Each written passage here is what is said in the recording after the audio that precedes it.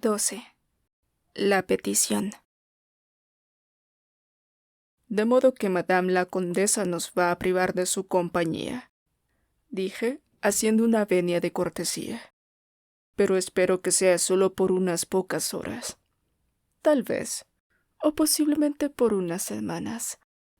Lamento que el señor me haya saludado como hizo en su presencia. ¿Usted ya sabe quién soy? Le aseguré que no. Pronto lo sabrá, dijo, pero aún no. Somos viejos amigos, usted y yo. Amigos más antiguos y cercanos de lo que usted sospecha, tal vez. Todavía no puedo revelar mi identidad, pero en unas 3 semanas pasaré por su bello castillo, sobre el cual he hecho mis averiguaciones. Le visitaré por 1 hora o 2, y retomaré una amistad que nunca traigo a la memoria sin que me evoque 1000 recuerdos placenteros. Pero en este momento he recibido una noticia que me ha caído como un trueno. Tengo que despedirme de inmediato y viajar por una ruta difícil, casi 100 millas, lo más rápido que pueda. Mis confusiones se me multiplican. Si no fuera por la obligatoria reserva que mantengo en cuanto a mi identidad, le pediría un favor muy singular. Mi pobre niña no ha recuperado su salud luego de caer de su caballo. Cayó cuando había salido para observar una cacería. Sus nervios están afectados y nuestro médico insiste en que, durante un buen tiempo, no debe hacer ningún esfuerzo. Por lo tanto, llegamos aquí por etapas, no más que de 6 leguas al día. Ahora yo tengo que viajar día y noche en una misión de vida o muerte. Una misión cuya naturaleza crítica le voy a poder explicar cuando nos volvamos a encontrar, que espero sea dentro de unas semanas, cuando ya no estaré obligada a guardar secretos. A continuación presentó su petición. Lo hizo no como quien ruega un favor, sino como quien condesciende a favorecer al otro. Me refiero únicamente a su estilo, pues no creo que haya sido consciente de ello.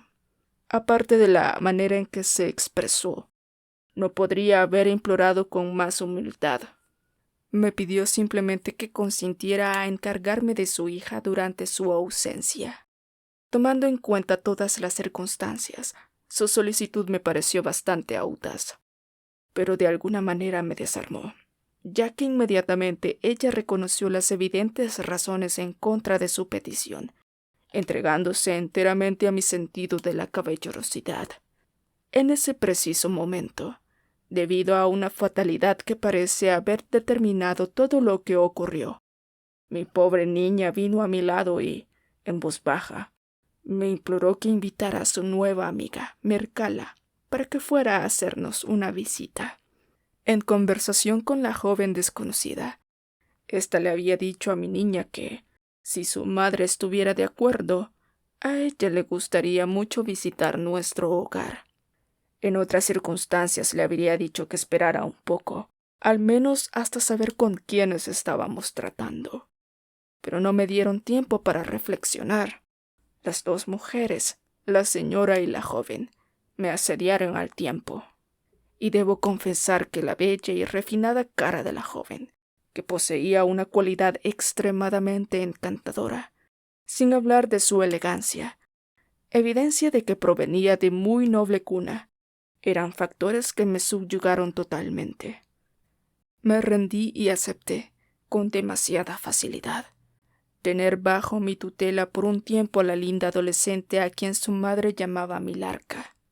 La condesa hizo acercar a su hija, y noté que la muchacha escuchó con mucha seriedad mientras su madre le contó, en términos generales, cómo había sido llamada súbita y perentoriamente, explicándole también el arreglo hecho conmigo para que ella se quedara bajo mi protección.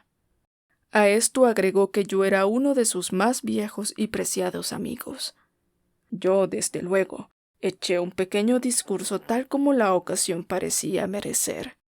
Solo más tarde me di cuenta de que estaba metido en una situación que no me gustaba en lo más mínimo. Regresó el caballero de negro, y con mucha ceremonia, condujo a la señora hacia la puerta. El porte de este señor fue impresionante, y me dejó convencido de que la condesa era una mujer de mucha más importancia de lo que su relativamente modesto título podría sugerir. Su última advertencia, dirigida a mí, fue que, antes de su regreso, por ningún motivo debía tratar de averiguar ningún dato más acerca de ella, aparte de lo que ya podría haber adivinado. Me aseguró que el conde Carsfield, nuestro distinguido anfitrión, conocía perfectamente sus motivos. «Pero aquí», dijo, «ni yo ni mi hija podremos permanecer por más de 24 horas. Hace 1 hora aproximadamente yo me quité la máscara. Fue un acto imprudente y no fue por más de un momento. Pero tuve la impresión de que usted me había visto. Fue por eso que decidí buscar una oportunidad de entablar conversación con usted. Si hubiera encontrado que me había visto, habría invocado su alto sentido del honor para guardar mi secreto por unas semanas. Ahora estoy convencida de que no me vio. Pero si sospecha, o si más adelante, reflexionando, llegue a sospechar quién soy yo, cuento igualmente con su honorabilidad. Mi hija también guardará nuestro secreto, y espero que, de vez en cuando, usted le recuerde su obligación al respecto, para evitar que, por un descuido momentáneo, lo fuera a revelar». Susurró unas palabras más al oído de su hija, le dio un beso apurado y se fue, acompañada por el pálido caballero de negro. En un instante se habían perdido entre la multitud. «En la sala aquí al lado», dijo Mircalla, «hay una ventana de donde se puede ver la puerta principal. Me gustaría ver a mamá cuando salga y mandarle un beso con la mano». Asentimos, por supuesto, y la acompañamos a la ventana. Desde allá vimos una carroza muy bella de estilo antiguo, con una cantidad de sirvientes y jinetes auxiliares. Observamos la esbelta figura del caballero de negro, quien llevaba en las manos una capa de terciopelo negro que colocó sobre los hombros de la señora y sobre su cabeza puso el capuche. Ella le hizo una pequeña venia y le tocó la mano levemente. Él se inclinó una y otra vez mientras cerraba la portezuela del coche que, apenas su pasajera estaba a bordo, arrancó a andar. «Ella ya se fue», dijo Milarca con un suspiro. «Sí, ya se fue», repetí yo para mis adentros, mientras, por primera vez luego de los acelerados momentos que habían pasado desde que acepté el encargo, reflexionaba sobre la ligereza con la que yo había actuado. «Ni siquiera miró para acá», dijo Milarca con tristeza. «A lo mejor la condesa se había quitado la máscara y no quiso mostrar la cara», dije. «Además, ella no sabía que tú la estabas viendo desde la ventana». Ella suspiró y me miró a los ojos. Viéndola tan hermosa sentí vergüenza por haberme arrepentido, aunque fuera mentalmente, de ofrecerle mi hospitalidad. Tomé la decisión de compensarla por mi indudable egoísmo.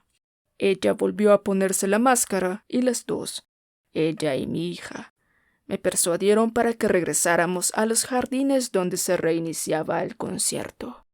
Salimos entonces y caminábamos por la terraza del castillo frente a la larga fila de los altos ventanales. Milarca nos trató como si fuéramos amigos íntimos, y nos entretuvo con animadas descripciones de las importantes personalidades que observábamos en la terraza, y con historias sobre ellas. Le iba creyendo más con cada minuto que pasaba. No contaba sus chismes con maldad, y para mí resultaron muy divertidos, ya que me había ausentado durante mucho tiempo del gran mundo y de los círculos sociales. Pensé en cómo la llegada de Milarca a nuestro hogar iba a dar nueva vida a nuestras largas tardes de soledad. El baile no terminó antes de que el sol matutino empezara a asomarse por el horizonte. Al gran duque le gustaba bailar la noche entera, de modo que los invitados, para expresar su lealtad, no podrían ni pensar en partir e ir a la cama antes del amanecer. Habíamos pasado por un salón atestado de gente, cuando mi querida niña me preguntó si yo había visto a Milarca. Yo creía que ella acompañaba a mi niña, y mi niña Berta creía que estaba conmigo. De súbito caímos en la cuenta de que la habíamos perdido. En vano la busqué. Se me ocurrió que, en la confusión de separarse momentáneamente de nosotros, hubiera tomado a otras personas por sus nuevos amigos y que, en su error, las hubiera perseguido dentro de los amplios jardines hasta desorientarse del todo.